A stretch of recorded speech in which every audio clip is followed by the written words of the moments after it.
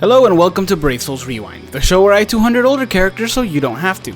Today I'll be covering one of my personal favorite seasonal characters and a character that is currently for sale. I'm talking about Parasol Nanao, one of 4 characters that came out right before 6 stars got released. Because of this, the older Parasol characters were the very last ones to get 6 star. But even though she didn't get a 6 star until much later, people were still using her on raids, because at the time she was the best healer. But does she hold up?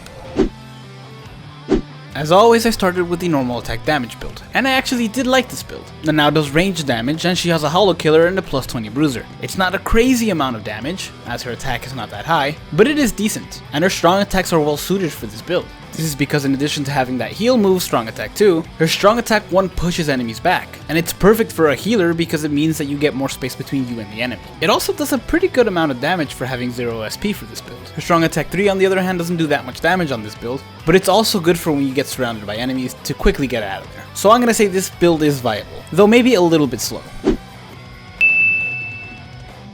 The next build I tried was the strong attack damage build, and I was actually really excited for this build. I actually used Nanao a lot before she even got a 6 star, and her strong attack 1 was one of my favorite moves of all time.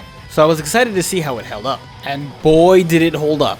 Her strong attack 1 was absolutely insane.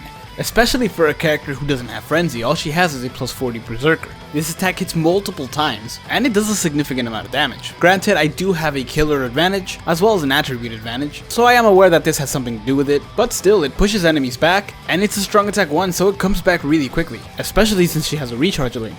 Now I will say it does kind of suck to only have 2 strong attacks for this build, considering it is a strong attack build, but this was back in the day when the heal moves didn't actually do damage. She does have a strong attack 3 that does damage though, and it's got pretty good range, though I will say her strong attack 3 doesn't seem to do as much damage as her strong attack 1, but in this case it's kind of a good thing considering the strong attack 1 comes back a lot quicker. It also kind of sucks that with this build her normal attacks don't do that much damage, but that's to be expected. Still, everything considered, I'm still gonna say it's a viable build, because the damage is there, you just don't have a strong attack 2.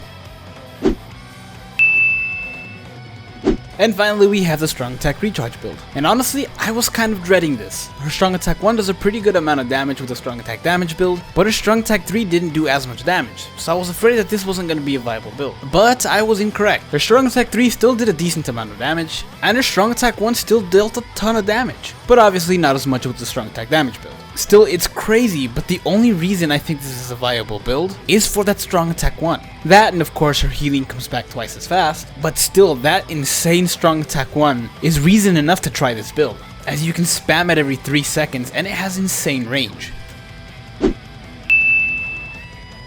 Overall, this is still a usable character, and I'm not talking just in single player raids. I would actually take this character in co-op raids, and even in Inheritance Zone.